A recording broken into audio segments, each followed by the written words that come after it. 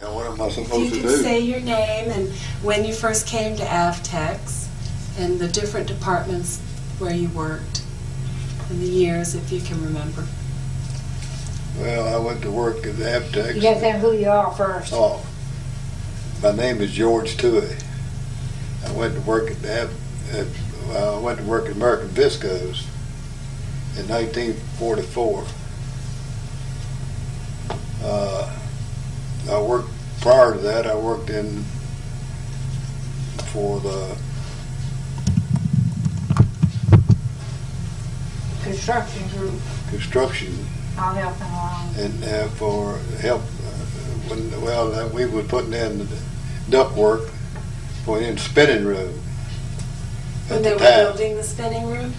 When they were beginning to build the spinning room? No, they done they was already working in the spinning room, but the fumes were so bad in there, and they had to have duct work put in there for air ventilation. And I worked in there for a year before I went to work at the plant. Then when I went to work at the plant, I worked in the converting department. Oh. And then I worked in there up to 1950. Then I went in the engineering department. See, I wasn't old enough when I went in the plant to go into engineering. What do they do in the converting department? We haven't documented that area of the process yet. Well, it was 4 different departments actually in converting. It was in the cake wash. Then it went in the coning room, and then it went into the slashing department. Now, after I was there a while, they had the double deck going then. That was in a different department, but the yarn came from the double deck into the warping department, where they processed it in there, put it on beams, and shipped it out. But I worked there for, to say, the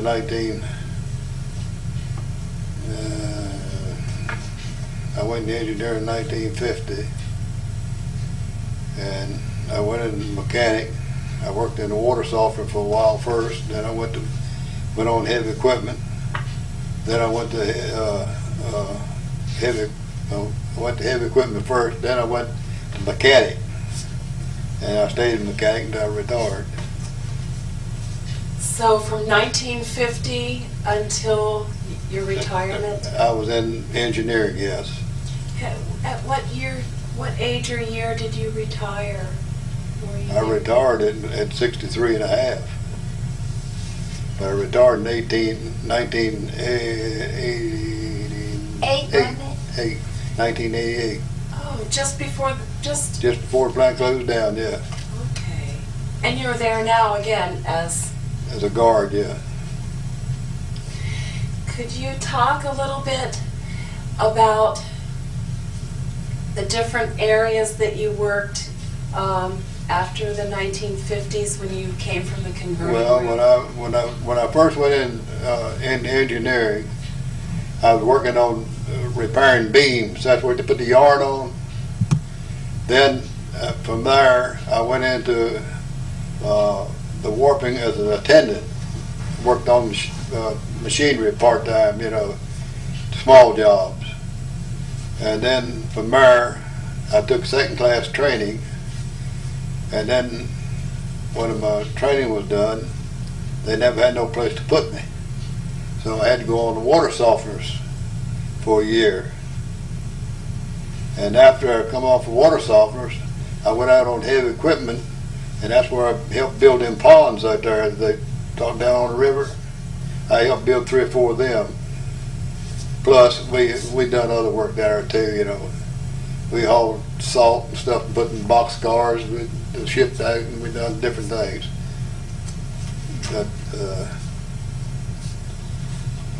could you talk a little bit about, it sounds like you received your training from Avtex. I did. Could you talk a little bit about what that training was like? Could you have gone to school for that training, or did you? No, we had to go off. I took second class training. I had to go work in each department in the plant a certain amount of weeks to learn each department. You know, you couldn't learn all of it, but some of it, you know, to get by on. Because more likely they was figuring on I was going on shift work to be a mechanic on shift mechanics, but it didn't work out that way. I went on heavy equipment place instead of that. But we had to go to school for, I don't know, I think it was 10 weeks, I'm not sure. I think it was. But that was, you know, math and drawing and stuff like that. And then when I went on first class mechanic, I had to take the same things all over again, bookworks and job training and stuff like that. I know Calvin Fox spoke a little bit about how the equipment that you worked with kind of changed and evolved over the years. Do you remember any specifics about what the work was like, how it changed? Just could you talk a little bit more about the work, the equipment that you worked with, what type of work you did? Just talk a little more about the work at the plant. Well, I don't know whether it changed that much inside, you know. He was probably, see, I think when he went out there, he was working as a bulldozer operator, I'm not sure. He just talked about how the forklifts, he changed them from levers to wheels. Yeah, but see, but he was doing that years before I done it, see. And after I started doing it, now, when I was running the turner pull, or pan they call them, out at the plant, all they had on them, instead of having a steering wheel and everything on it, everything was electric. They had a little switch on it that you guided the pan with, you know, to make it go down wherever you wanted to go, you know. And everything was working off switches. Now, they all got steering wheels on them, great big steering wheels and things on them. But that time, they didn't have it. It was all electric. Everything was electric on it. But so it was like a forklift with switches? No, these things, these pans I'm talking about are not forklifts. They are a great big thing, like a, well, they're not made like a truck, but they haul dirt. We haul dirt with them. You pick up dirt up on it, like you're building a pond. You have a bulldozer behind it pushing it, and you pick the dirt up with it. Then you take it and put it up on the dike and level the dike off with it. But I don't know how more to explain it to you. It was kind of like a bulldozer? Sorry, I'm asking a stupid questions.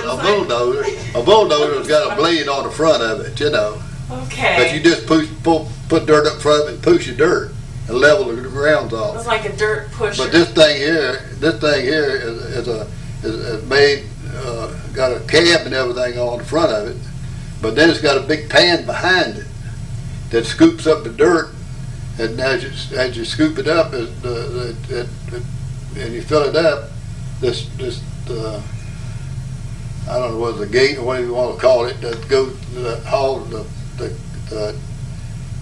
where you put the dirt in the pan, it closes up as you get the dirt, and then you just haul it away to wherever you want to go. Then when you get to where you want to go, you just open up that gate on a little bit and let the dirt come out slow, and you just keep going with it, and just like putting it on the road out here, like these guys do, putting the asphalt on the road, you know. Works about the same principle, but. So you helped dig the ponds, the basins? Yeah, I helped build some of them, yeah. I'd helped 3 or 4 of them. But, and all that fly ash you got piled up out there you're talking about, I helped put them light up there too. You did? Yeah. So we had to go up there, them trucks would haul it up there, and then we'd have to take and push it over the bank. But it's interesting work. I heard that people, before they collected the fly ash, they just burned the coals until they were almost all the way burned, and people used to buy that. from them? Did, I don't know about that. okay, Calvin Fox talked about that. That must have been before you got there, when he worked on the coal piles and everything. Okay, so you helped build the basins, and then you went back into the engineering? Back into the plant, yeah. I worked in Fibro, a mechanic in there for a while, and then I went back in converting and worked in there a while, and I worked in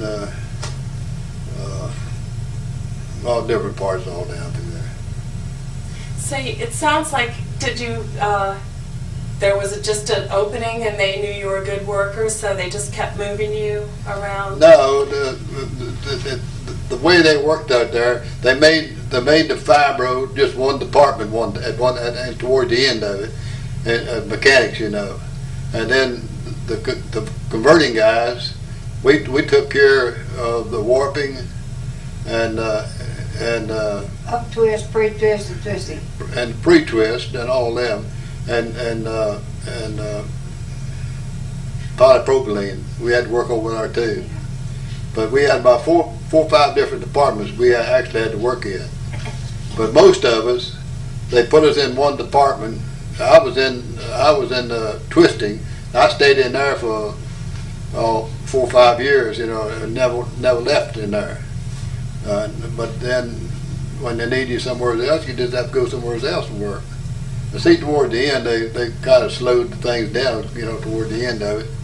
And there wasn't much going on in a lot of the departments. You worked in the different departments through the engineering department. Were you there as a production worker, or were you there to back up the production workers and keep the machines working? I was there to keep machines working. Could you talk a little bit about some of the problems that the different types of machines got into, what you had to do to keep them up? Well, when I worked in the twisting, most of it I was changing gears and see each one of them coning, they had coning machines in there.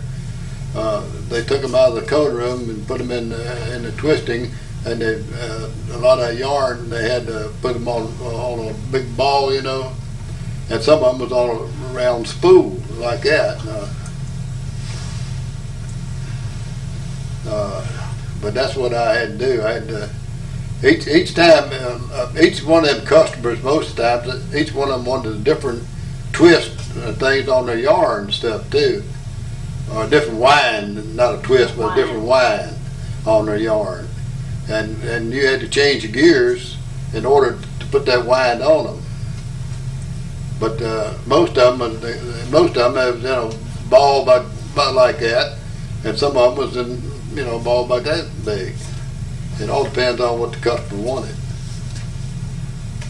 But I don't know what more to tell you. You know. When you came here in 43, 44? I went to work in 44 at American Viscose, yes. The plant had already been opened about, what, 4 years? So you came here... Not longer than that. Plant opened up in, what, 39 or 40 or something like that? 39 wasn't.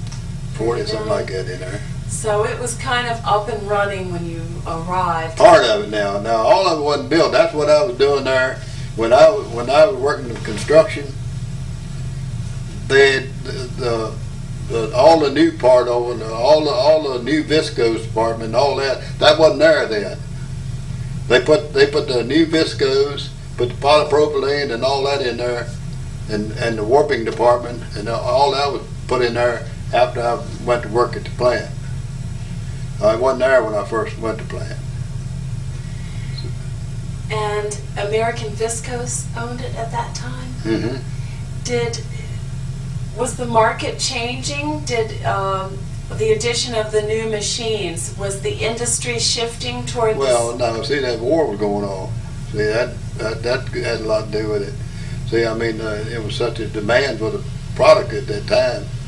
So just like it was when they were making that stuff for putting that shuttle.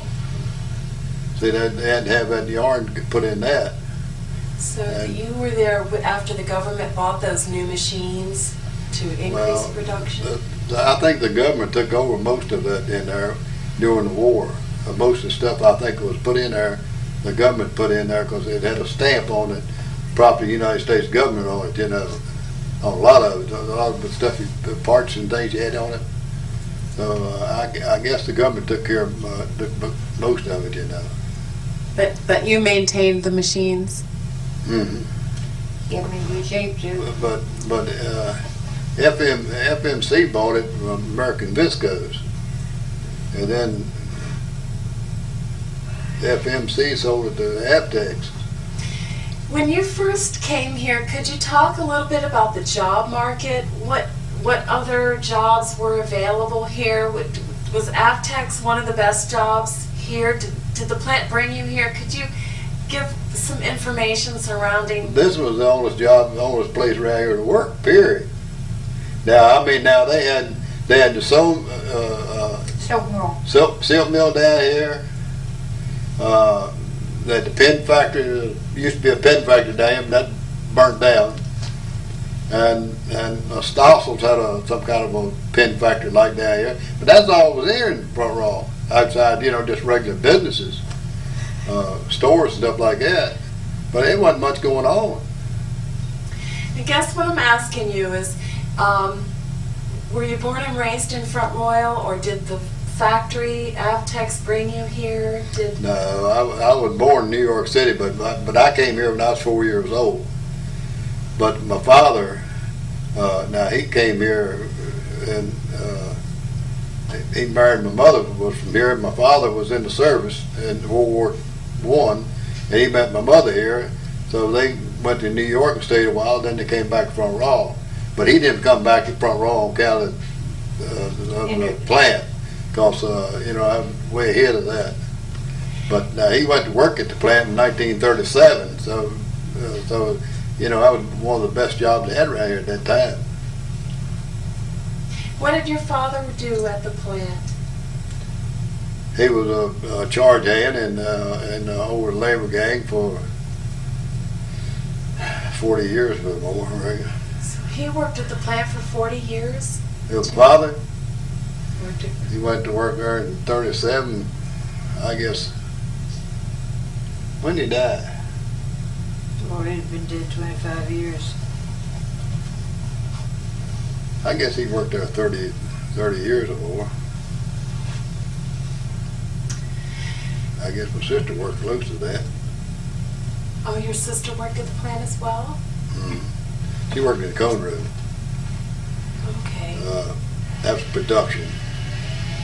Is she still living? No, she died. Do you mind saying her name and do you mind saying her name? No, Mildred.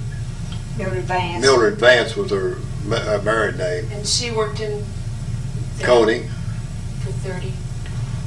about 30 years, somewhere along in there, I reckon.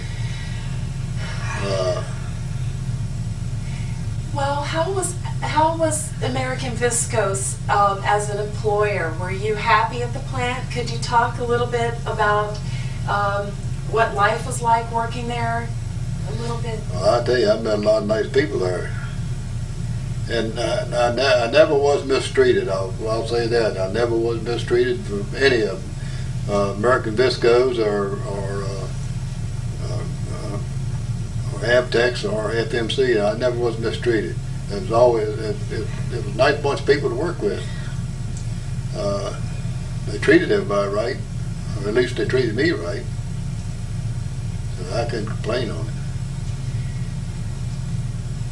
I guess some of the things that have been coming out in a few of the other interviews, like today we get job training and then a company hires you. It seems like Avtex did a lot of on-the-job training too.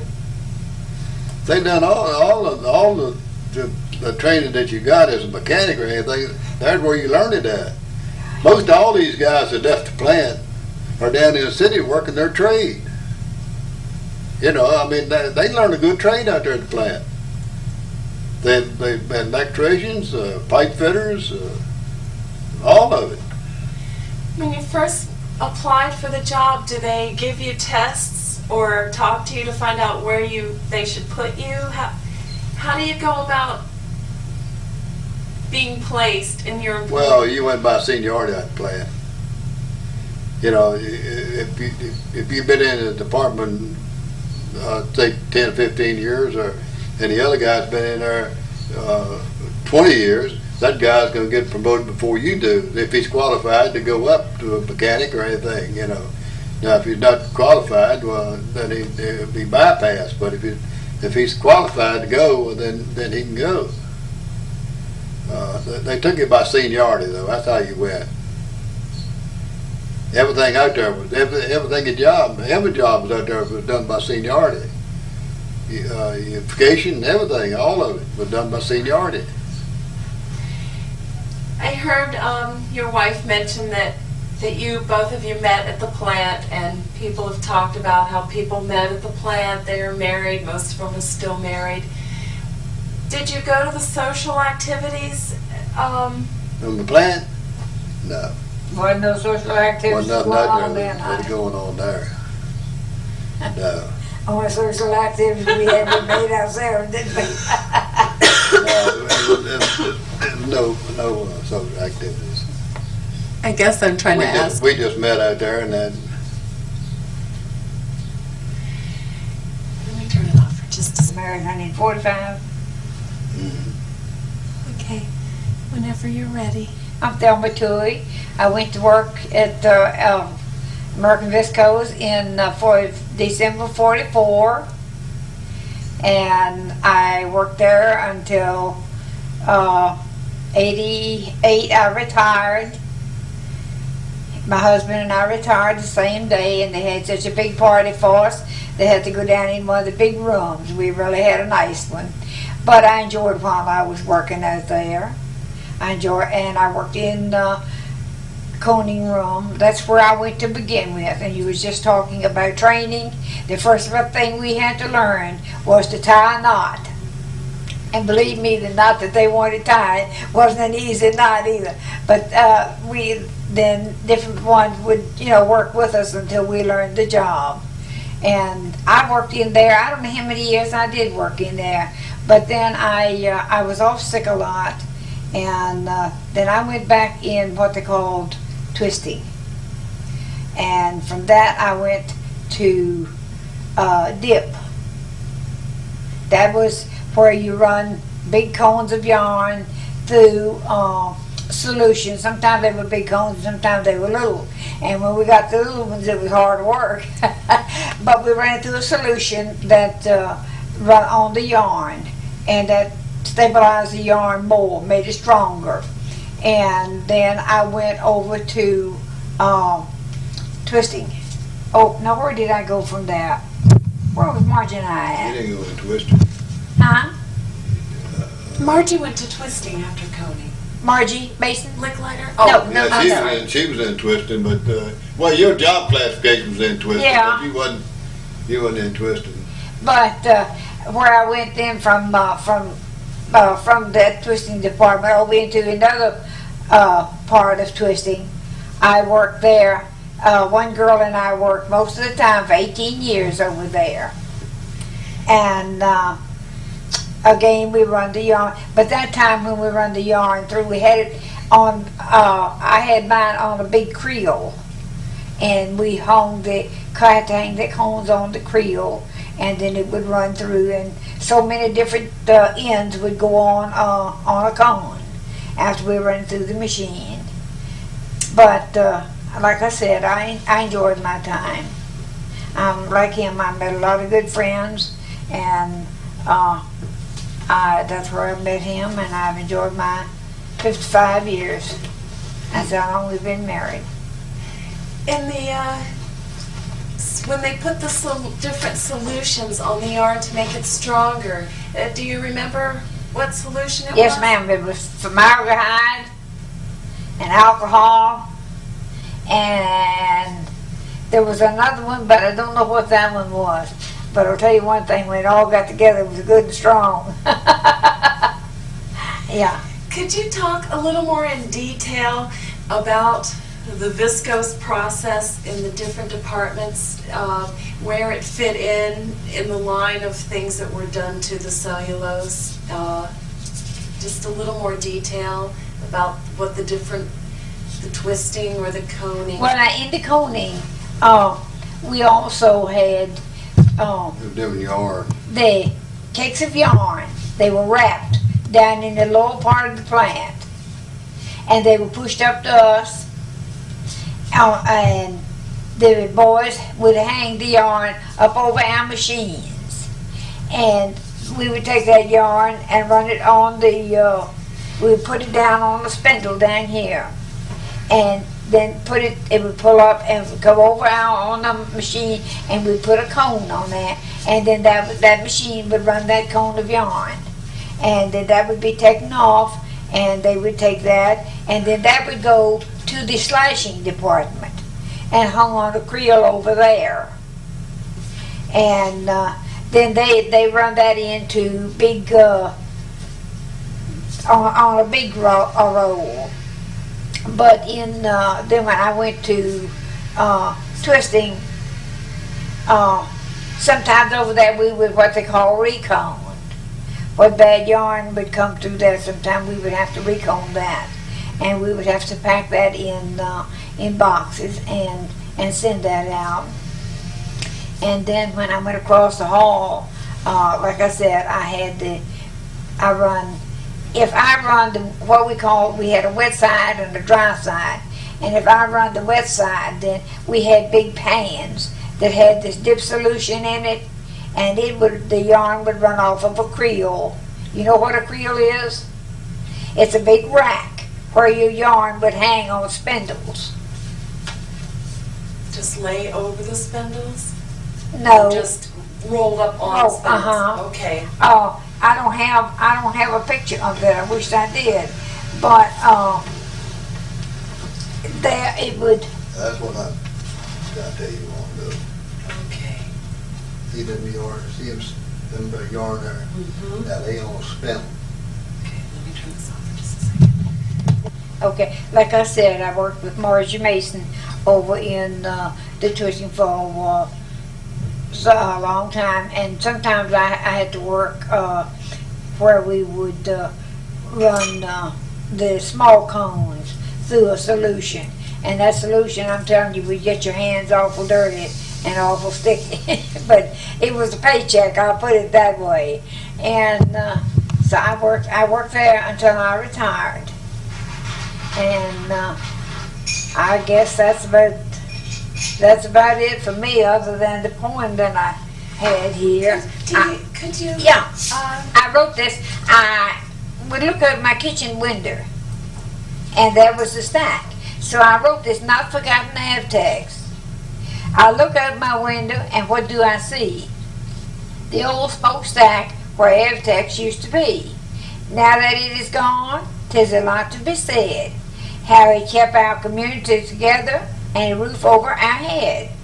'Twas a good place with our friends to work, toil, and sweat, many of whom have had to go elsewhere, but those we won't forget. We were like one big family to meet with each day. Now that Avtex is no longer here, each has to go their own way. We see our friends on the street, and we often stop and talk. Lots of times about how cold it was going down that walk. But one thing we knew, there would always be a payday ahead. That's how we paid our bills and kept our family fed. All we have now are memories of years gone by, but still in hopes that maybe someday soon someone will try to get jobs going in the buildings that remain. Then you can all work and toil and be together again. I had retired when I wrote this, so that's the reason I said, and then you can work. But after I left there, then I went with the social service. You can set that in table or floor anywhere, don't worry. I went with the social service and worked a little while, but that I didn't care a whole lot for, so I just loafed a while then. In the coating room, we worked piecework. It wasn't too easy either. Sometimes when the yarn was good, there was, a lot of times when that yarn came to us, it would have acid in it, and it would break a lot. And if we had a lot of waste, then they was kind of disagreeable about having that. But some of the girls could run it all, but I never did have that good luck with it. But I worked there, shift work. I worked the daylight shift and 3:30 to 12. We rotated. I worked there, and my mother worked there. My mother was a matron there for many years, and she worked one shift and I worked the other. So it would be somebody at home to cook for my hubby and my son. And when my son was born, I stayed out 11 years, and then I went back. And that I went back into the coating room. And like I said, I was not, to me that was hard work. And I had the opportunity to go back where I went in twisting. So I went back there and I liked it much better. But some of the girls could run circles around me in that coating room. But it was a good bunch to work with. We all enjoyed it. He always said it took 10 years off of my life every time I walked through that gate out there. And we would have, after we went back over in the other department, is where I worked at last, we had birthday parties. We had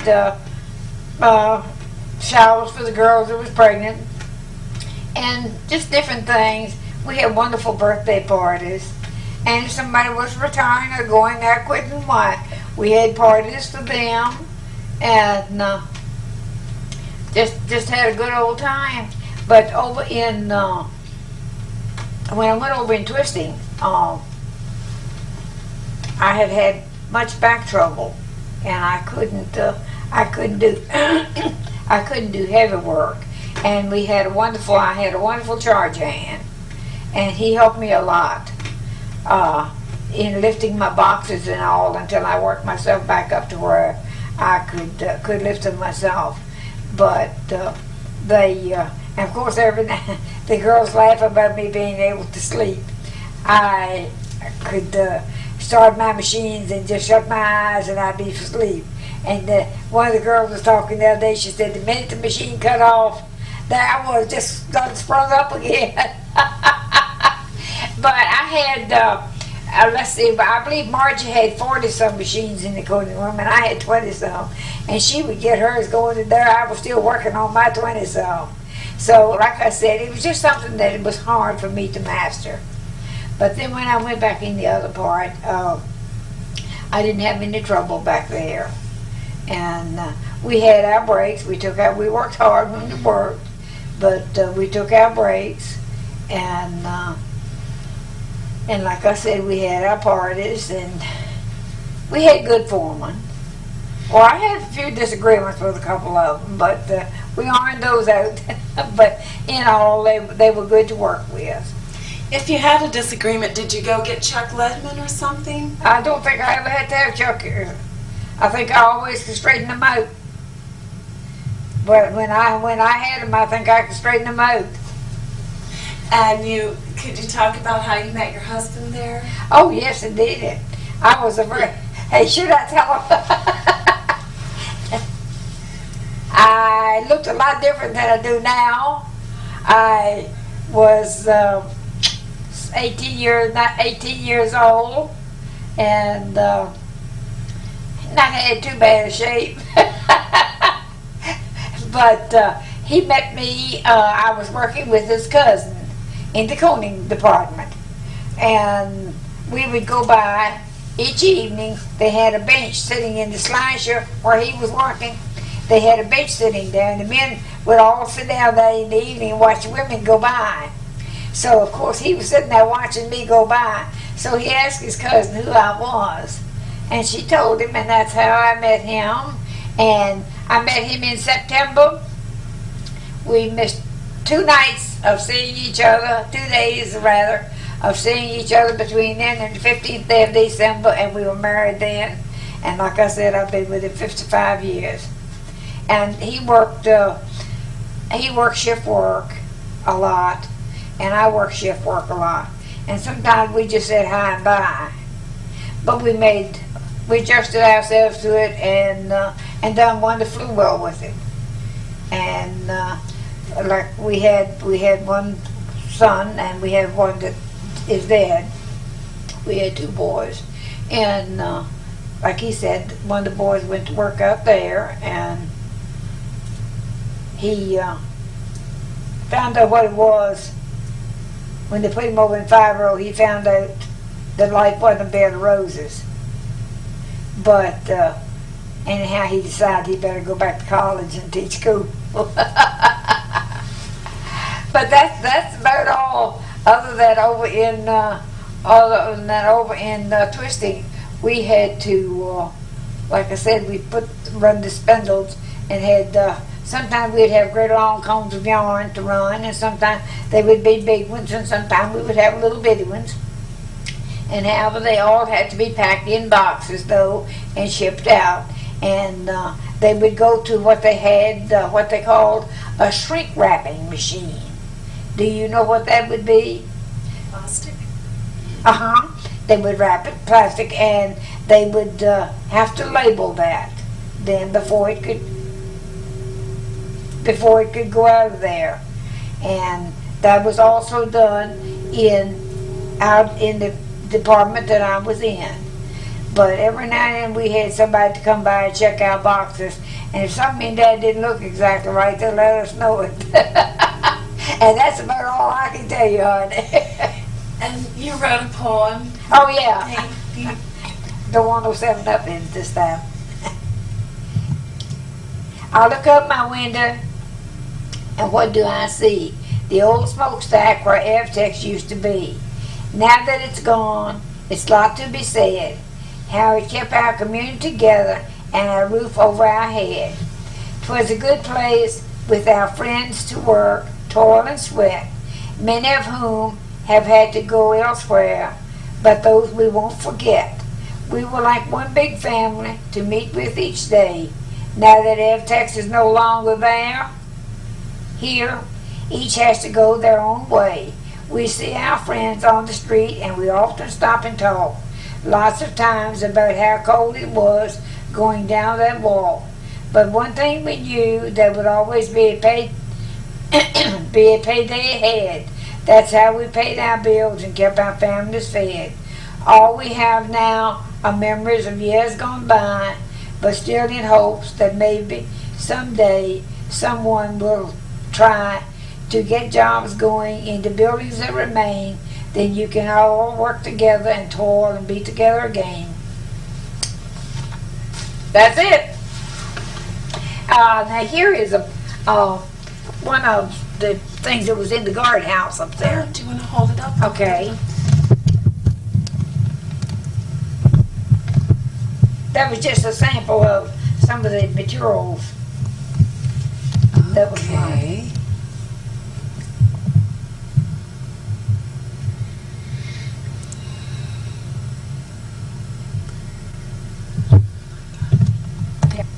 They had these big long machines in there that they had acid running through a trough. Then they reached, and then they had I can't explain exactly what that thing was that the viscose came through, but that viscose, they come through, and this guy would take his viscose and run it through this acid, and when he run it through the acid, it would be a string when it came out.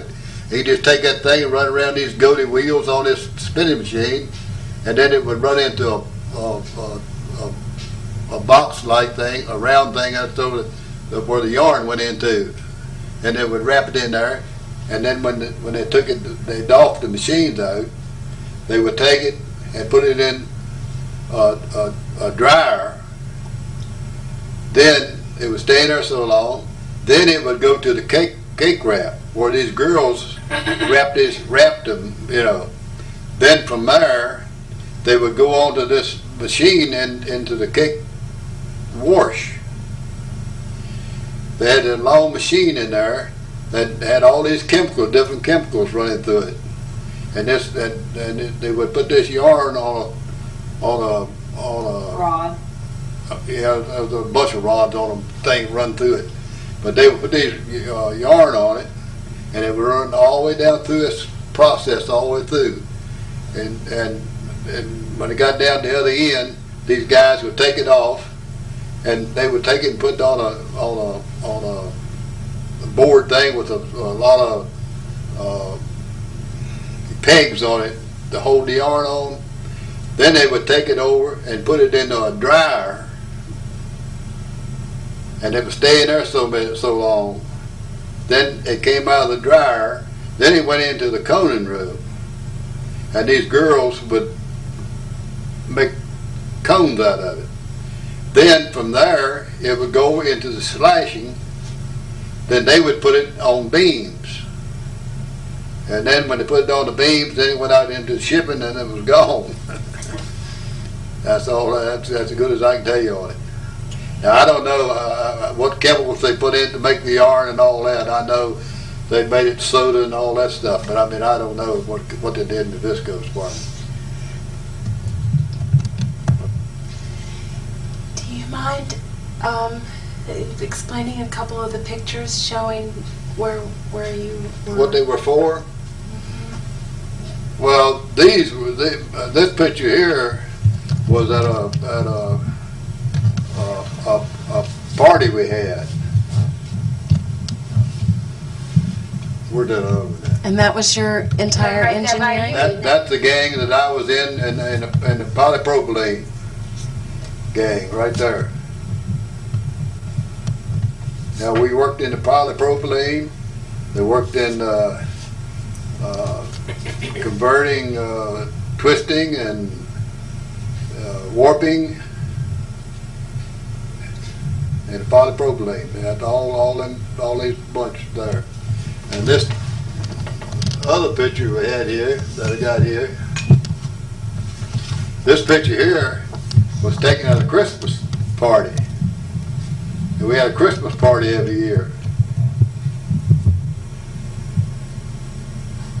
Because a lot of these fellows that's not on this earth no more, they're down in the bottom. You know, a lot of them have died. But I don't know whether Let's see. they're twisting.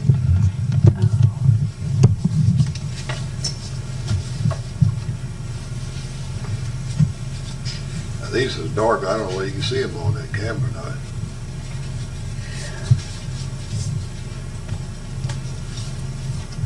Can you see them on that camera? I should be able to. All right. Let's see. That was taken in twisting. So you got that maybe right now. I have to move back just a little bit. No. Yeah, I should be able to get that. Is it? Okay. And the, yep, I can see it. That's your way.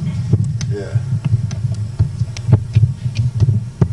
And they had the larger spools lined up underneath. Yes. Could you talk about what that was called? The larger spools underneath? That was called up twist. And the ones on top? I'm not. What they done up there? See this yarn when the warper yarn that come out of the box out of the double deck. They didn't have no twist in it. In the yarn, they put it in these machines to put a twist in it. Okay. The yarn that they put up on, they come out of the double deck, they didn't have no twist in it, so the one up on top is the ones that don't have the twist in it, the one down the Ones at the bottom didn't have to twist that. Yeah, the ones on the bottom didn't have the twist in, the ones on top got twist in. But it's kind of hard to explain that stuff to you if you've never seen it. I don't know what.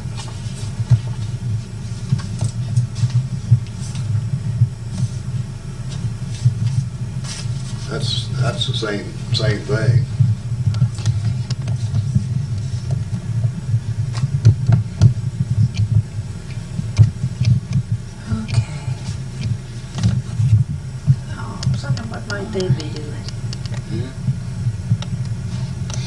And that was when the one on the top spun faster than the one that it was being fed? Yes, yes, But yes.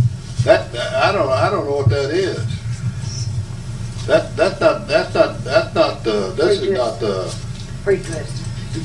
no, it's not ring twist, ring twist. Free twist. From Huh? Georgia. That's free twist where Shovel was. Down where the warper's at? No, no, that's in a round thing. What do you want me to say? Most of the women that worked at the plant, most of them worked in the converting. There was very few. I don't know of any women that working in production or engineering until later years, you know. But when I first went out there, it was all in converting. So they had the Except women. office now, they had women in office, but So they had specific jobs just for the women and different jobs for the men. But then you could work anywhere after that if you. well, it was Do you know approximate- it was the same way with the colored too. I mean, you know, they worked labor jobs, and that was it. I mean, until the integration started, then they got promoted to different jobs. I guess that was part of the industrial age, not just at Avtex, but No, in other it was places. everywhere. Especially in the southern states. But I guess it did wrong, and then as it is now, one way or the other. You know, it's all so mixed up anymore. I don't know what to think of it. But I know that all the black people treat me nice. I try to treat them the same way. When we first went to the plant, everybody was paid in cash on Friday. Tell them how much we got. Huh? Tell them how much we got. I don't know how much I made. I made 70 cents an hour is what I made when I went to work there. And that was shift work. The job I was working on before with the construction outfit, I was getting 80 on that, but I didn't have to work daylight on that. But on the inside, I had I had to work shift work. And I guess a lot of, but I was making more money then than my father was making. He was working. I don't think he was making about. I don't know, about 60, 65 cents then, I think. But he was working daylight though. But that was a lot of money then. I used to work. I'd thin these fields out here for 50 cents a day of corn. I know what it is.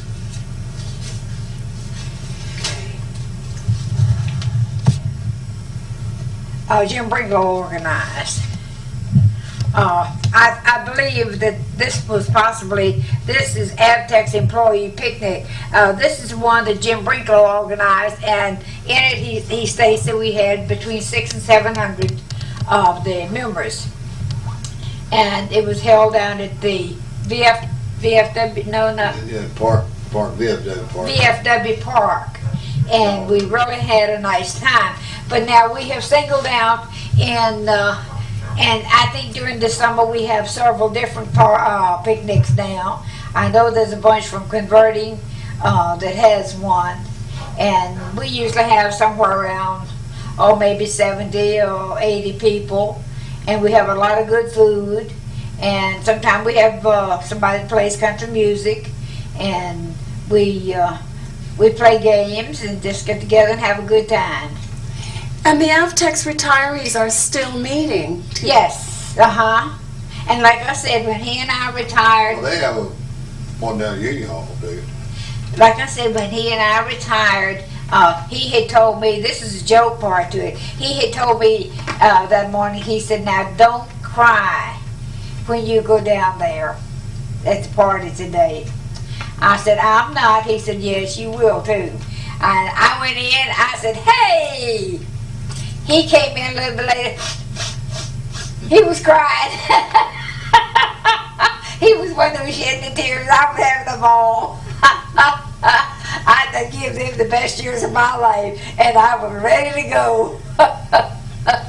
So that's it now.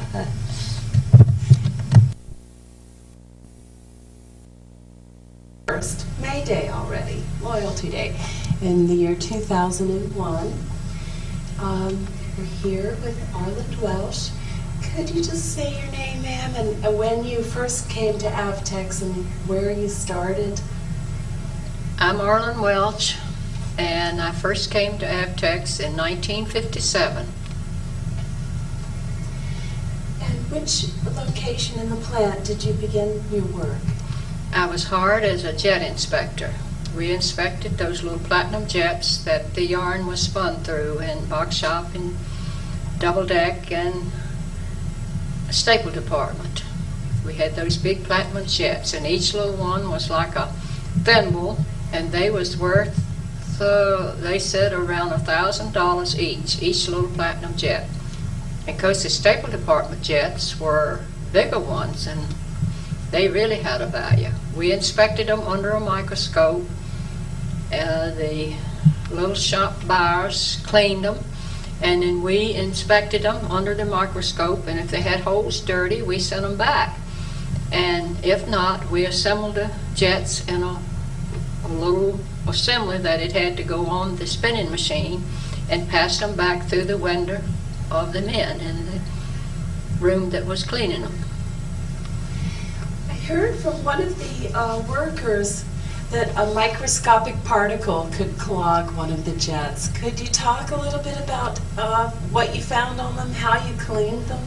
Well, they had an acid bath that they were placed in to clean them. And if we put them under the microscope and all those little, like 980 holes had something in them, then we passed them back for the acid to re-clean them. And if they wasn't clean, we didn't assemble them, because when you put them on the machine, you wanted this, the material, the viscose, to flow through them. And if they were dirty, they wouldn't fit. Well, they would go on the machine, but the viscose stuff wouldn't run through them, the acid and all. I heard that the largest 3-inch jet had 36,000 platinum holes. Could you right. talk about some of the different fittings that they came in? Well, each one now, like the little tiny jets that we assembled, they had just a little small assembly that went on the spout of the machine. But the bigger ones in staple, they were that, I guess, that big around. And they were harder to assemble.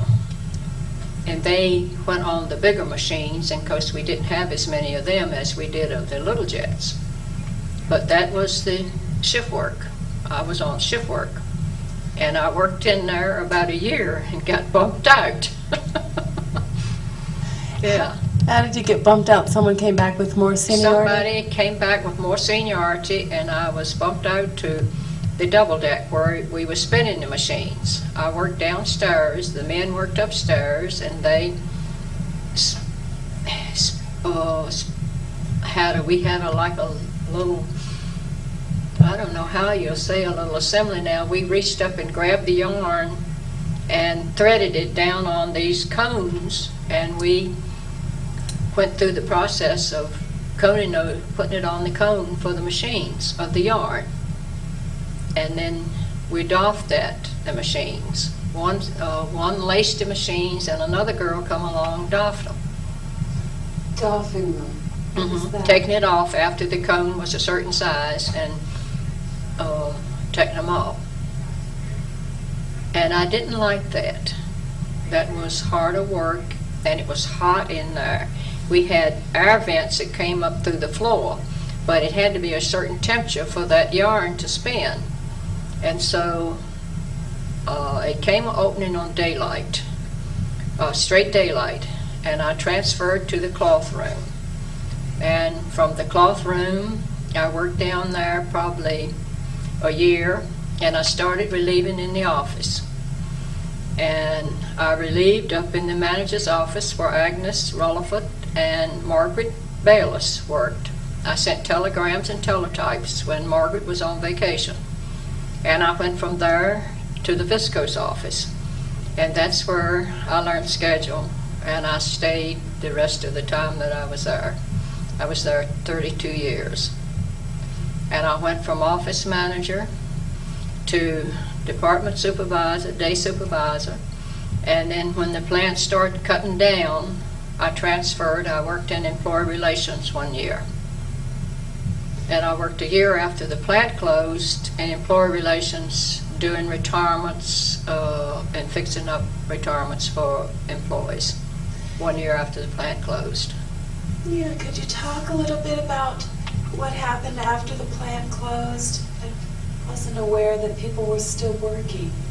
Well, it wasn't, but just the guards and myself in the office there. I had another girl that worked maybe 3 weeks, but Nancy Reeve, she quit. She transferred on because she got another job. But I wasn't going to work anymore, so I stayed approximately a year and worked on contract, fixing retirees' papers for people coming in to fix up their retirements. It's amazing that when the plant closed, people are still getting their retirements. Could you talk a little bit about how that came about? Well, see, when the plant shut down like that, anybody that was there 10, 15, and 25 years was eligible for retirement. And you could take retirement early at 62 if you chose, but some of them wanted to wait until they were 65, but they wanted to have their papers in order. So I fixed up the papers and they were sent to Pennsylvania. Kathy Matha or something that was in Pennsylvania was the girl that I sent the records to. And we were going to work up all of those retirees to be, we had a big file that we put all the folders in, anybody that was eligible for retirement. And it was cold back in there then because the heat had been cut off. So I had an electric heater out in one of the other rooms. The EPA had come in and they had one office right down from me. The people that was checking the plant then, the guards was out. I was right down from the guards. So I stayed back there, and as people came in, I fixed their retirements up, and because they, each one, see, like in years before, when anybody signed their papers, they had to have it, whether they wanted the wife to get benefits if something happened to them. And I just like doing that, and I'd probably be there yet if the plant had stayed open. I would have stayed there. Approximately how many people received their retirement after the closing? Do you remember? Well, most all the people that were there then were eligible for retirement. And I still get calls now, since the Pension Benefit Guarantee Corporation is taking it over, referring it to them. Because, see, we did it with Avtex retirement. And then, 2 years later, the Pension Benefit Guarantee Corporation taking over the retirements then, and they went out there and went through the records and things of everybody that was eligible for retirement. And most of the people that were left there were eligible because they had been there 5 and 10 and 15 years, you know. But like when I started, you want me to go back down into the viscose department? Yes, ma'am. I started learning in the viscose department. I was relieving on daylight, and George Borden and Robert Berge. Robert Berge was the department supervisor, and I was working with George Borden in the office, and both of them are deceased now. And George Borden learned me to make schedule. So we did schedule by hand, minutes. We made the schedule to run the production by hand. And we did it in our head, you know, adding it with our calculators. And then eventually we got a small type of computer that was, it wasn't really like these new computers. It was a machine that would make the schedule each day. So we had forms that you put it in, and you tell it how many hours of schedule you wanted. We made 1 day of schedule at a time, and on Friday we had to make 3 days that would last for the weekend till we came back on Monday. Then if you had a half-hour shutdown in your schedule in the soda room or mixer room, you had to go back and change all your schedule that you had. And so I did that for years, and then we typed up white slips and Could you go back to the schedule a little? I'm not really clear about... On the schedule? What? Yes. the schedule was the production that the plant was making. And the viscose department was the start of the schedule. From the soda room with the pulp, putting it in the acid baths and all, that's where it started. So we had to make a schedule up. Like if they were making 2,000 steeps, if that was the schedule for a week, we had to sit down and we had a basic formula that we had to go by to make the schedule up. And you do so many steeps an hour. And it was based on how fast you run. And then if the soda room got behind, they'd have a half-hour shutdown. So then we had to change the schedule to go along with that. And it went from the mixer room, for the soda room, to the mixer room as each type of the production went on. Probably somebody that worked out in the department could explain how, that was made better. Sounds like the schedule was a prediction of the production. What production you was going to make. And we made that, and you give accounting like the company, like what the orders was, how many steeps you was making of staple, number 1, S2. We had like so many different blends of the staple that we made. We had a number 1 unit schedule and also a number 2, and we had to make schedules for both departments. And it was hard in the beginning keeping up with that schedule. You sat there all day and made schedule.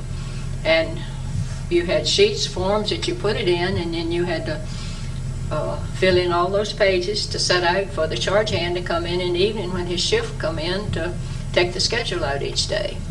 You had to have that ready before you went home. Plus the other work, filing and all that you did separate. And then I learned inventory. And we had to give, each month, we had an inventory with accounting. Every steep that was made in the department. In number 1 and number 2, and it had to match with what sold and what went out. So we basically started it and got the schedule ready to run. Did you ever have to stay late to work on the schedule? Yes, I've worked over on schedule because if we got behind or something, or if they had a change right at quitting time or something, you had to put that half-hour change in. Now, how long did you work at the scheduling? At the scheduling, well, basically, I'd say 20 years, because I was in that office most of my time, in the viscose office. That's where I was office manager and day supervisor. And that was the viscose plant manager's office? Uh-huh.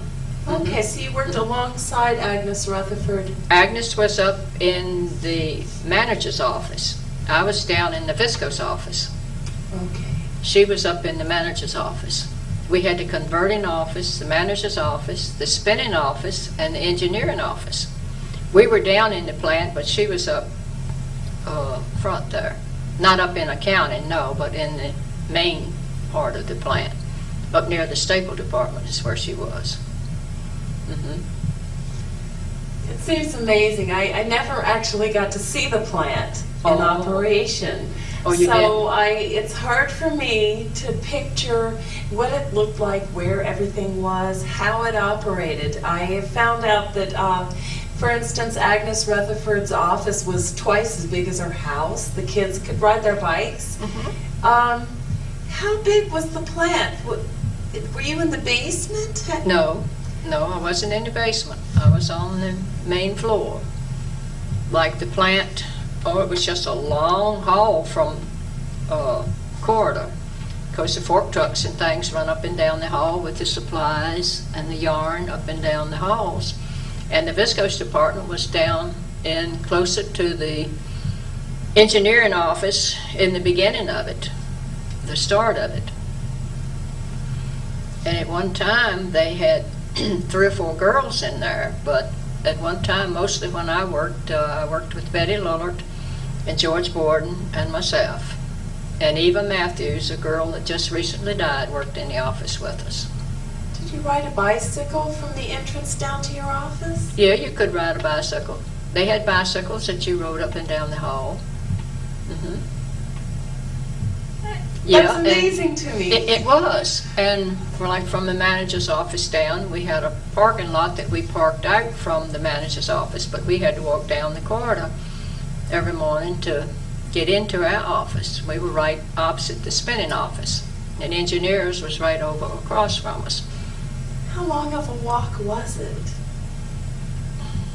Oh, it was the whole length of the staple department and the double deck department. So I would say, I don't know, 1/4 of a mile or something like that. It was a long corridor. You had to be on time in the morning to get into the office on time to go in. But then the work was interesting. From the cloth room up to that, we had girls down in the cloth room, and we had people's birthdays. We had little parties set up in the cloth room. We had brought food in and had dinners down there. And at Christmas time, we always had a party. And it was just the people working. It was a different atmosphere than you go out here in these jobs today. It was more like family. Everybody, you didn't, one didn't feel better than the other. It was all the same when you worked together. And I've had people come in. A lot of the men, I got the name of Mom. I was Mom in the department. Yeah.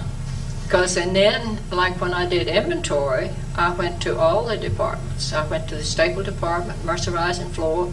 I was checking in mixer room, checking the steeps that was spinning in order to get our inventory and to make it come right. And that's when I went down into the basement. In the spinning cellar, that was the #1 unit that was down.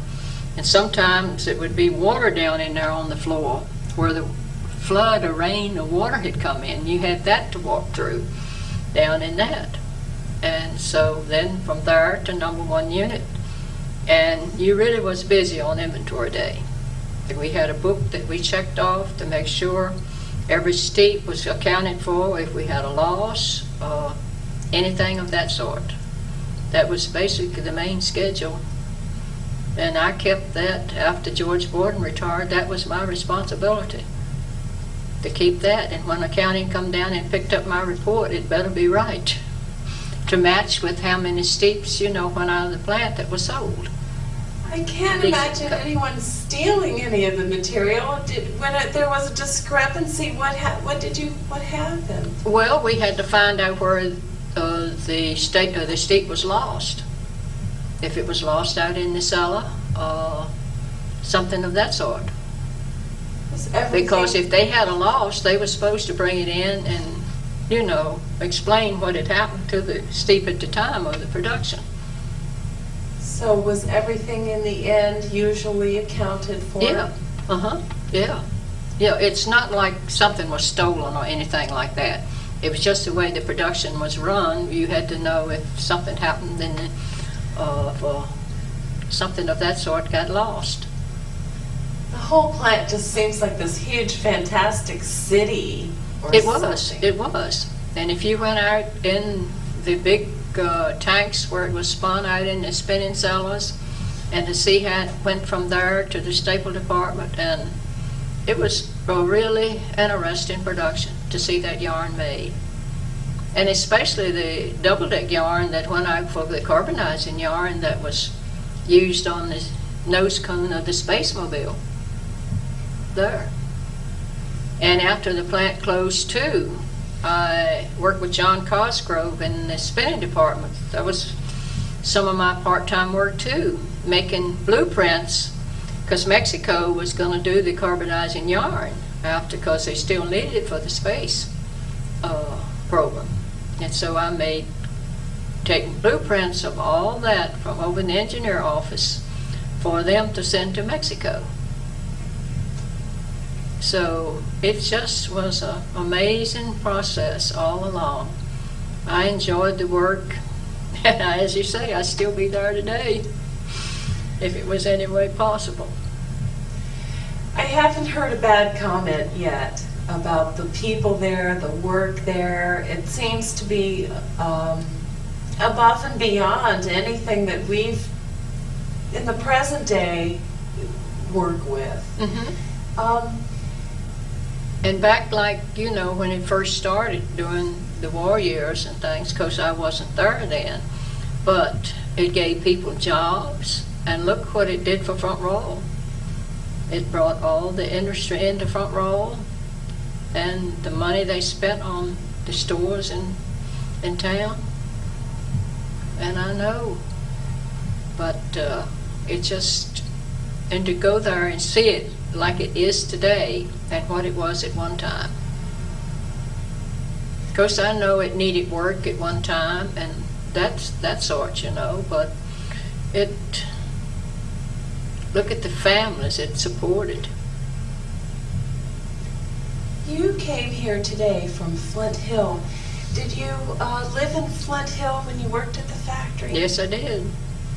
And it's a mountain, you know, your Chester Gap Road. When you come across the Chester Gap Mountain, I worked when I was on shift work, snow days. Oh my goodness, we had chains on to come across the mountain and go home. Then toward the last, because my son and husband would come and get me toward the last, because I just could not drive in that snow. I remember one evening walking in, it was Rector store in Flint Hill at the time, and the man that run the store, he said, well, I'll let you have my overalls to go on to wear. I had these high boots, you know, on, and I said, oh, I'll be fine. But my driveway was snowed in, and I had, my knees froze by the time I got to the house, because just had a skirt on and those high heel boots. Then my knees were froze. He said, next time you'll listen to me. But the next morning we got out and I went back to work. I didn't lose any snow days. I was regular there. I had perfect attendance all through the years, which was remarkable, not being sick or anything of that sort. That is amazing. Mm-hmm. Did you meet your husband and have children while you were working at Avtex? I already had met him. I met him when he was in service. He was a prisoner of war. And then when he got liberated and came home from Germany, we got married. And then I had already graduated from high school. And I didn't start to work I had 3 boys, and I didn't start to work until my youngest was starting to school. And my mother and sister helped take care of them then. And it was hard on shift work because you didn't get much sleep, maybe a little when they was in school, when they came home, and then especially on that graveyard shift, I couldn't sleep during the day. But that's why I didn't like shift work. That's why I chose daylight.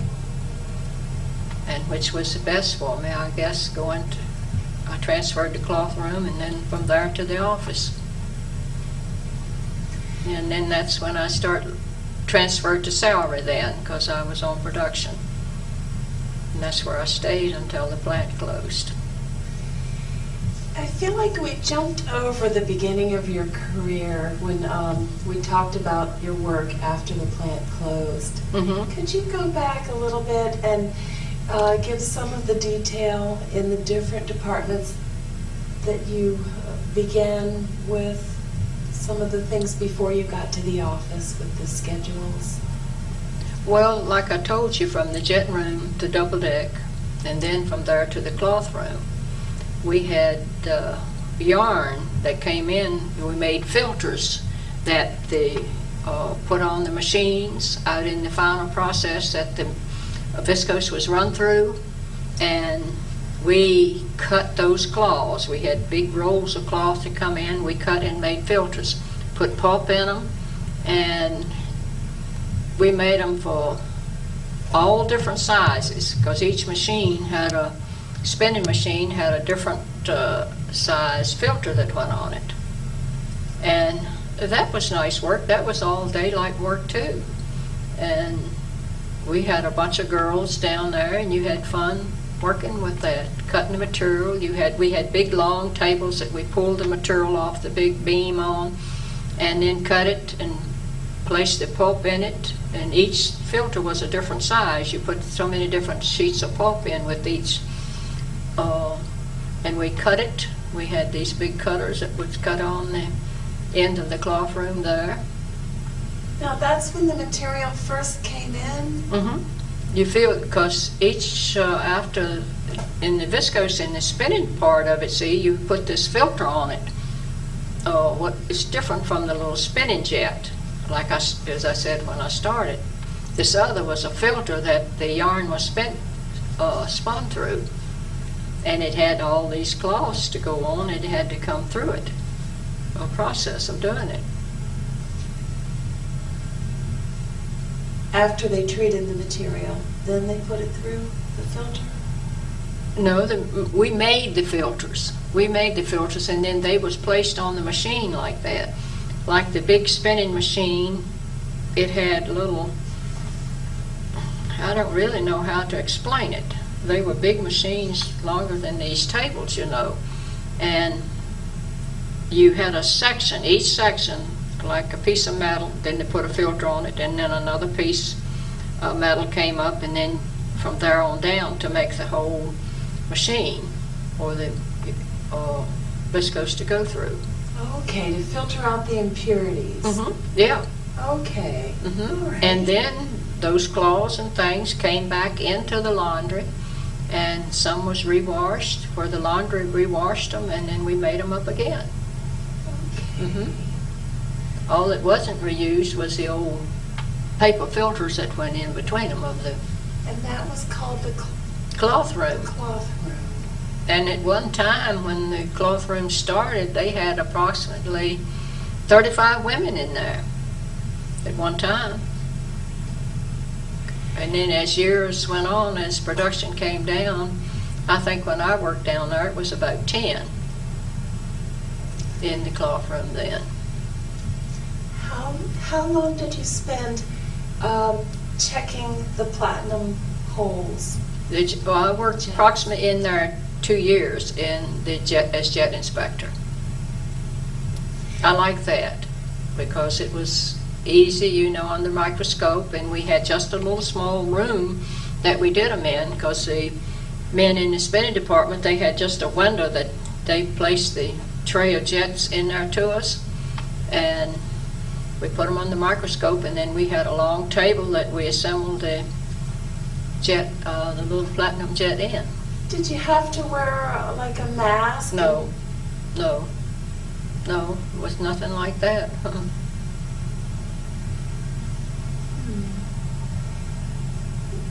Approximately how often did they have to change the jets? Oh, that all depended as they got dirty. That they would, I don't know if they, now with the men, if they had a schedule to take them off the machine, or just when a jet was dirty, but we'd have a whole tray of them that was brought back in for us to inspect. I liked that, but I didn't like the working in double deck where it was hot, where I got bumped out to. And that's the reason I went to daylight. How long were you in double deck? Approximately 2 years. I didn't like shift work. And from there, I went to all straight daylight, and that's what I stayed on.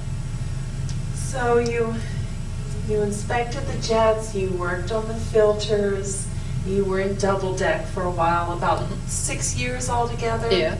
And then you moved for 20-some years into the office. Yeah. work.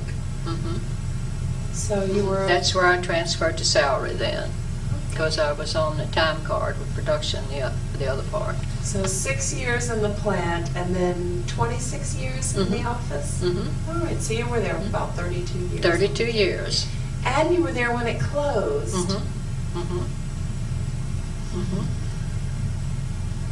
And the only time I had lost was when the dog broke my foot. And that was the only time I was off on sick leave. And then when they had started cutting production, when I came back from sick leave, that's when I went to employee relations. That was toward the end. That was toward the end, the last year of that. Yeah. And then at the first part of that I worked up there, I was sending insurance forms, putting it on the computer. Every insurance form came in, and we put it on the computer, and it went on to Pennsylvania for a claim.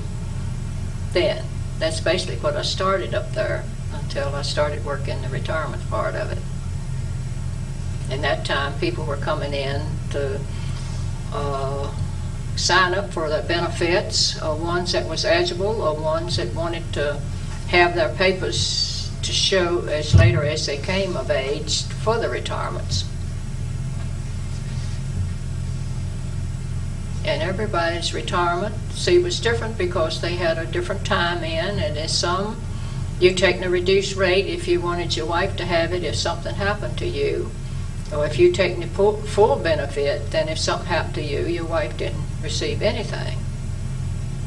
But everyone wanted to be ensured that they had the years vested so they would get their benefits, like now with the Pension Benefit Guarantee Corporation taking it over. Everybody was assured that their benefit was safe. That is one good thing about the retirements. So everybody's benefits are still safe? All still safe. Everybody that had time vested there, their benefits are still safe through the Pension Benefit Guarantee Corporation. They're taking it over. That is one good thing about the department. As the plant neared closing, did it lose the number of employees through attrition, or were a lot of people Towards the last, they were cutting production, you know. They lost some employees there. Were they fired or just let go? No, basically a lot people just maybe went on their own, quit that had found better jobs then. Because like part of my job in the viscose department was interviewing an employee and signing them to shift. As it was being hard, when we hired someone, we assigned them to shift to start out as their training. And each week we had a bunch of transfers to make up of people moving from jobs to jobs. And that was my part too. I had to fix up their transfers each week. Like if he had qualified on the soda room and he bid on a job in the mixer room, I had a canvas sheet that went out each week for the jobs, and as they bid on them. And then you had a lot of people that was hard too that didn't like the shift work, and they would quit. You'd fix up the 1705s for them finishing the work.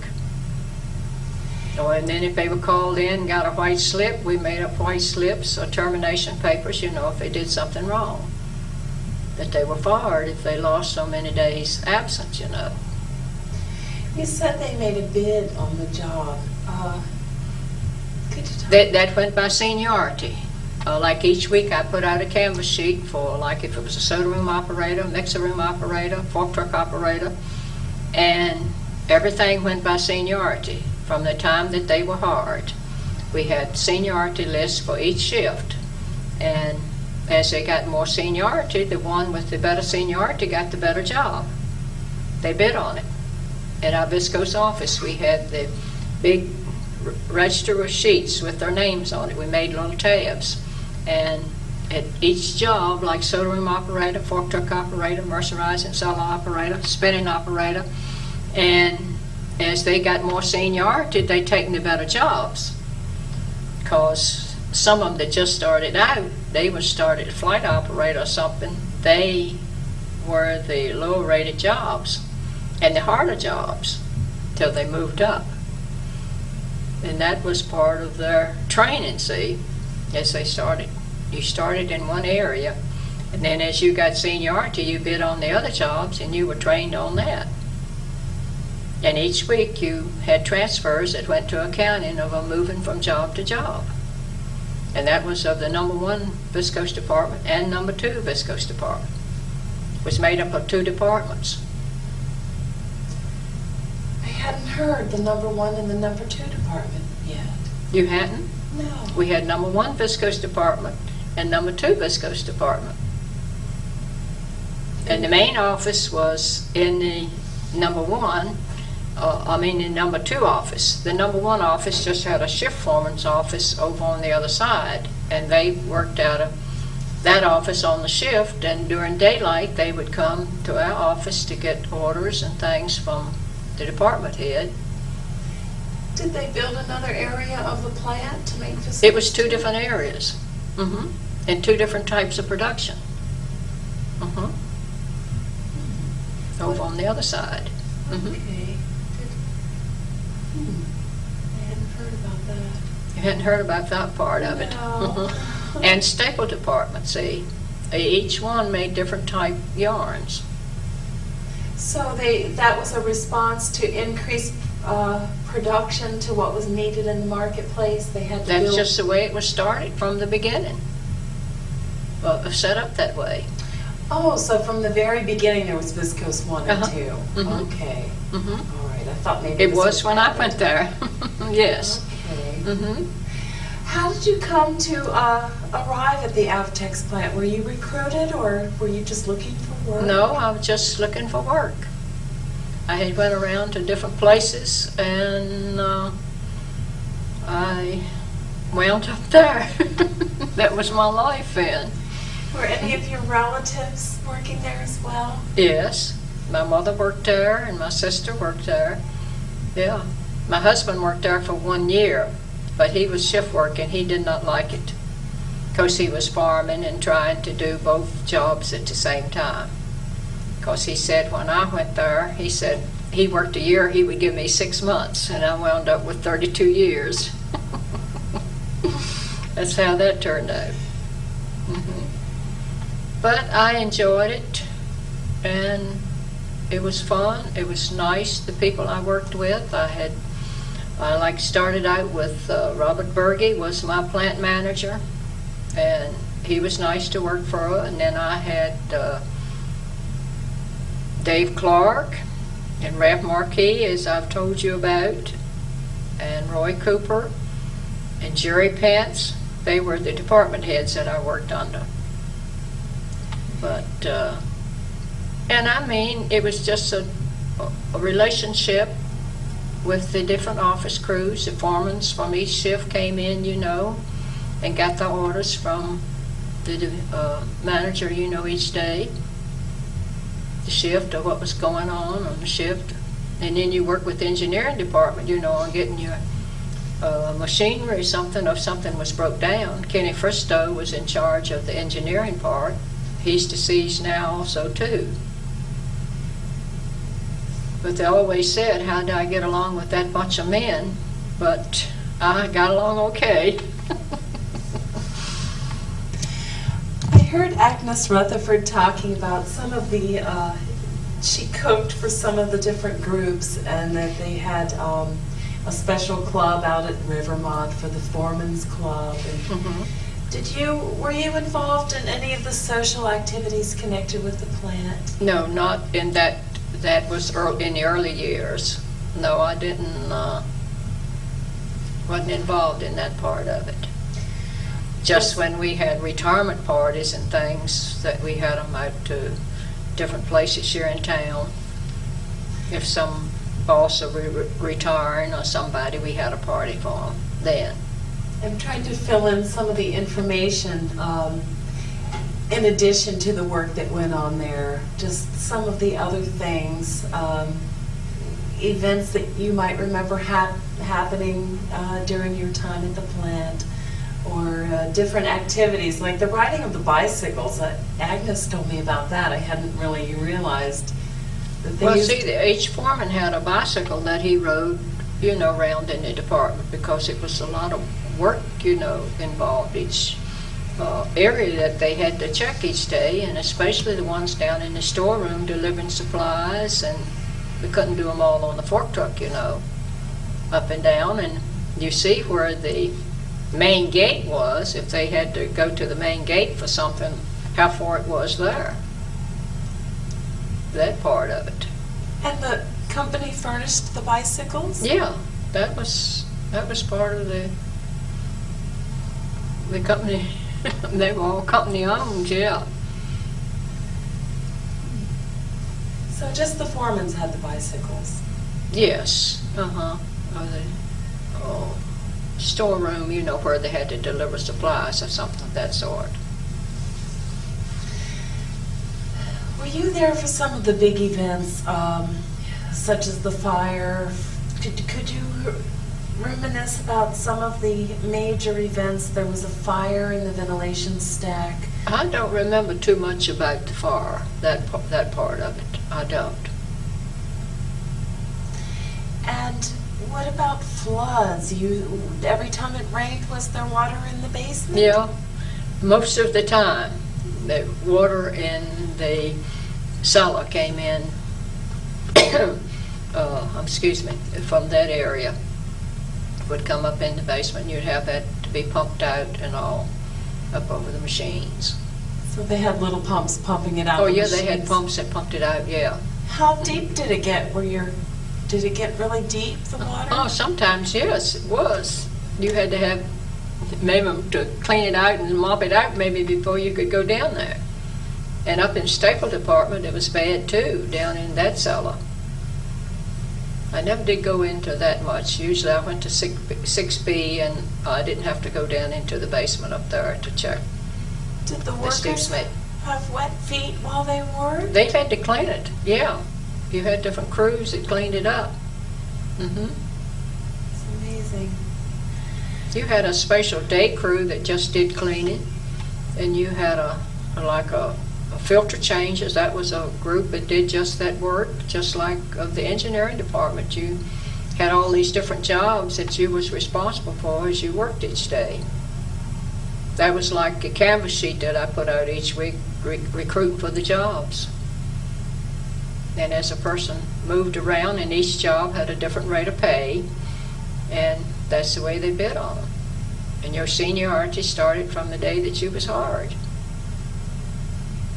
And the ones that got up 15, 20 years seniority, they got the better jobs. But it all seemed to work out all right that way. Now, were you there when they paid people in cash on Fridays? No.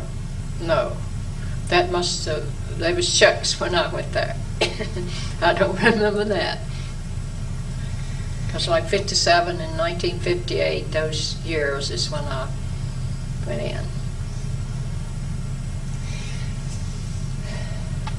Does anything stick out in your mind that you could share with the future about Avtex, the American Viscose, FMC? I don't know, did you go on to have another job after you left Avtex? After I worked a year for the retirement group, on contract then, I worked in the clerk's office in Little Washington for approximately 8 months. And now, after that job finished in the clerk's office, I helped with the Rappahannock Historical Society.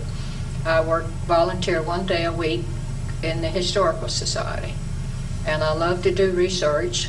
I go all around to Culpeper and Orange County to the courthouse on people's family trees. And if someone wants a family researched, I'm there for them. And I have published 2 books since I left Avtex too. History of Flint Hill. We got to research in my home, and the Esther Kidwell that works with me researching her home from Mountain View to Bowling Green, and we found that our lands met. So we wrote a book, A Journey Through Flint Hill. And then for the bicentennial in Little Washington in 1996, where George Washington had surveyed, we did a history and made a little book on the town of Washington for the bicentennial. So I have been busy. Besides, my son runs a farm now since my husband died, and he's always, I do his books and things for him, so I never have an idle moment right now. How were your books received? Are they Good. on sale? Yeah, we got them published and got the patent for them, and they're on sale at the Rappahannock Historical Society, where we're selling our book. That's neat. I've enjoyed that, so you see how I got involved in that, and I'm on the board at the Rappahannock Historical Society as researcher, and I love doing that. So I haven't had many free moments. I was going to ask you how Avtex compared to other jobs that you've had, but it seems that you spent most of your working career there. Yes. Could you just sum up your life and times there and talk a little more about your life and times at the plant? At the plant? Well, basically I enjoyed what I did, and I worked with good people. I enjoyed the company that we had, and with the cloth room girls, we had like as I told you about our parties and things, and they went in with the office when we had a party. We'd have it down in the cloth room, and through the years it just was a good experience. Are you still in touch with those people that you spent your time with at Avtex? Yes, I'm still in touch. Each year we have a Avtex reunion in September, and we had about 100 people that came last year. The lab has gone in with us now, and we've made it for just a reunion for the whole plant, and everyone that comes seems to enjoy it. We have it in September, the 4th Saturday in September, down at Bing Crosby Stadium, number 5 shelter, and everybody comes, and just to see the difference in people and how they have changed since we retired, since the plant shut down. And everyone tells us there they have other jobs, but it was just a different relationship when they worked for Avtex as the jobs that they have now. It seems Everything is so different. Yes, it seems like people who worked at Avtex still are family. Yes, they are. I wish jobs would be like that today. Right. Well, like when you started out, it was it was called American Viscose. And then, FMC, the Food Machinery Corporation, bought it out, and it didn't change much. And then when it went to Avtex Fibers, in the end, after John Gregg taken over, and then to see the state shut us down, I never could understand that. Could you talk a little bit about when they did shut the plant down, what you remember, what your reaction was? Well, we knew it went before the state. I really don't know what happened with Mary Sue Touhey and all, but they just decided, and with John Gregg, it decided to shut it down. And it was just a shock to everybody. They had talked of it one time, and then the second time it came through and shut us down. It was in the middle of the workday. Yeah. Just flat shut down. And of course, I didn't lose any time because I was up in employee relations then, and that's when they just transferred me over to contract. I worked contract for the company. I know I worked with Gene Baltimore, who said when they shut the plant down, someone went into the vat. Were people desperate when the plant left, or did they just pick up and carry on somewhere else? I think basically they did. They went on and got other jobs. I'm sure it affected certain families, in a respect like that. I heard a lot of people cashed in part of their pensions. Yeah, you could cash in part of your pension there. They got with that, and most of them they could draw unemployment until they found other jobs. in that part. But some of them, the union that time had a plan that they could cash in their retirement and then see when they became 62 or 65, then that part of retirement they would not receive, see. That was lost then once they taken the cash benefit for it. I never did agree with that, because I think you needed it later on in that respect. I'm sure a lot of people, though, could tell you more about it, that worked out in the different departments and what happened at the time, maybe than I could. Were the pensions pretty good? Are they Pension holding was up? good, yeah. That part, and it was rated, on the time that you was there. And your salary, it was included in it. But I raised my family, and I had 3 sons, and they all have did well. My oldest son, he works. Do you need anything like that? If you want to, yes. Huh? Yeah. My oldest son, Roger, he works with GE, and he travels all over the United States teaching classes in laser or something. He goes into these big companies, and he stays on the road a lot, and he's right now on the Rappahannock Board of Supervisors there for Rappahannock County. My middle son is Bill. He worked for Hazel Construction and different companies, and he got hurt, and he's had a lot of back surgeries and things. Right now he's much better, and he's able to get around again. He's had like 5 back operations. And my youngest son, Dale, he runs the farm, and he's manager of the Fauquier livestock market right now, taking that on top of all he had to do with the farm, so that keeps him busy. Your husband, after the year at Avtex, did he continue just with his farm? Yes. Mm-hmm. And are you still in the same type of farming that you were then? Mm-hmm. Yeah. Could you talk a little bit about your farming operation? Still, it's a slaughter and beef cattle operation. And my husband has been dead 17 years now. He had myasthenia gravis, which was a neuromuscular disease. And they said his disease may go into readmission, but it did not.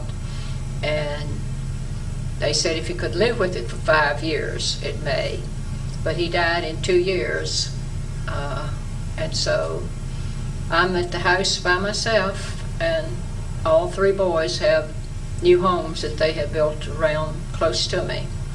So I have them close. Well, it sounds like your work at Avtex helped support them, It educate did. them. Mm-hmm. And send them to school, and college. It was a basic thing. Did any of them try working at Avtex? No, they did not. Roger was in the Navy. He was on the Sea Leopard submarines, and then Bill was in the National Guard, but Dale never did go into service. And he just went to Lord Fairfax, and then Bill graduated from Monroe College, and Roger graduated from VPI. And they all had good jobs, and was very proud of them. Keeps me going today, I think, that part of it. Would you like to But add? Avtex was a start, as I'll have to say. I will not say it wasn't. And on the farm you don't make much, and so when you have your earnings, it helps. We bought our farm and raised the children. I have approximately 500 acres there in Rappahannock County, and that's an everyday job. Yes, it is. Mm-hmm. How many head of cattle do you have now? Approximately 200 head of cattle.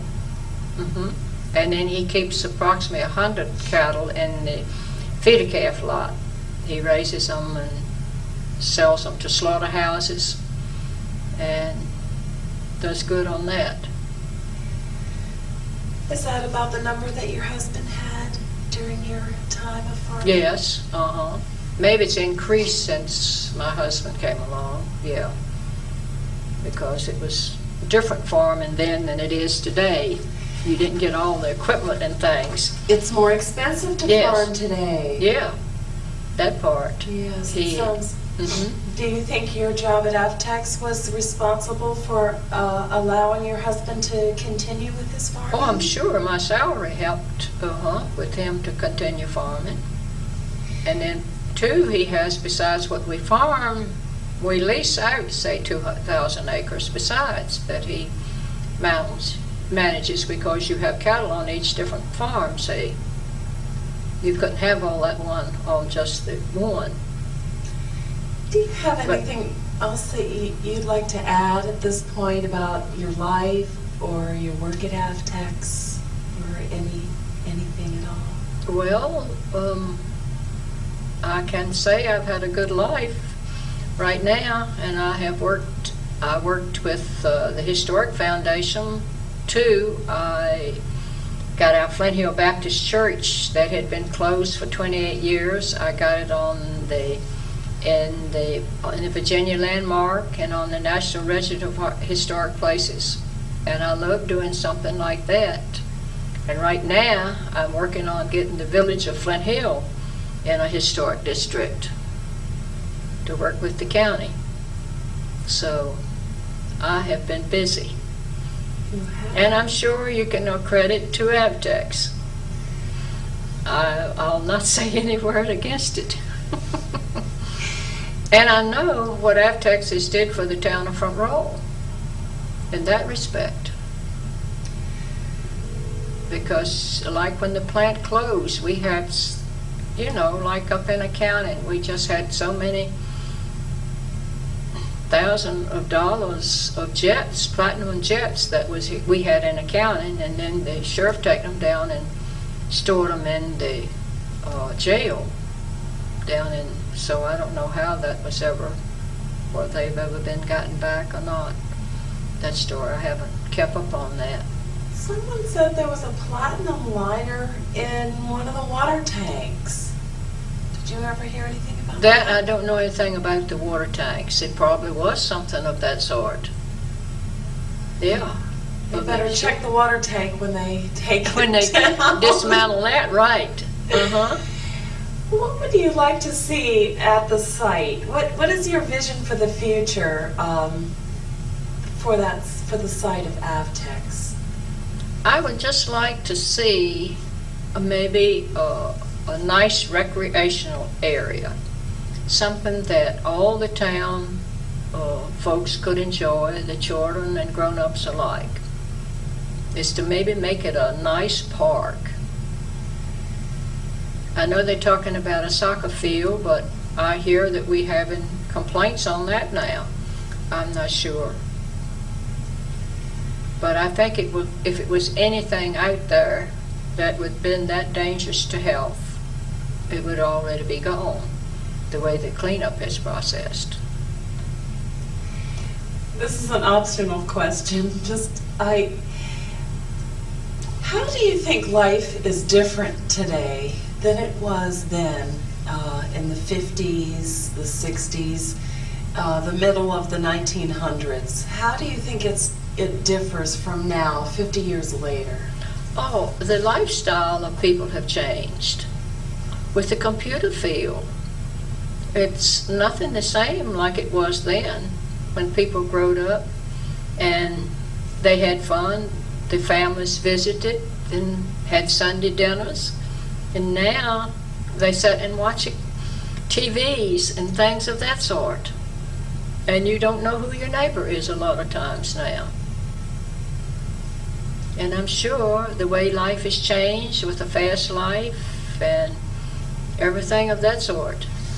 And you get out on the road, you see all these cars and vehicles. I went to Potomac Mills shopping down below in Prince William County yesterday, and we came back 3 accidents on the road. It's just so many cars, and it's just a fast way of life now. Where did all the people come from? You wonder sometimes. Do you want to add anything at all before I turn it off? I think probably I have said enough. I've just enjoyed, I'll have to say, I enjoyed working for Avtex and the fine people that I worked with.